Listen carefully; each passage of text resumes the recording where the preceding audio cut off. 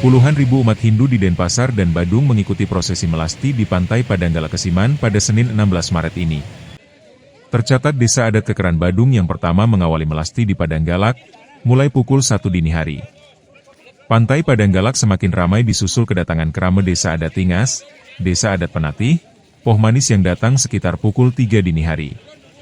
Sekitar pukul 4 dini hari disusul desa adat Peninjauan.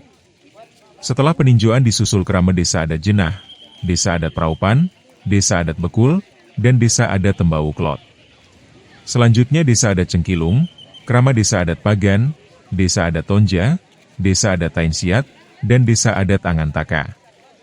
Untuk kloter pagi hari, hanya kerama desa adat Tembau Klot yang melasti dengan berjalan kaki.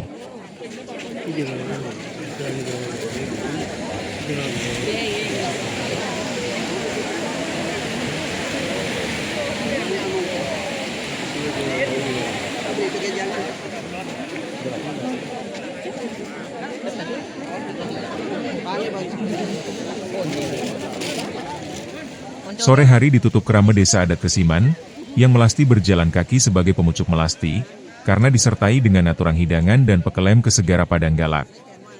Sueca, Bali TV.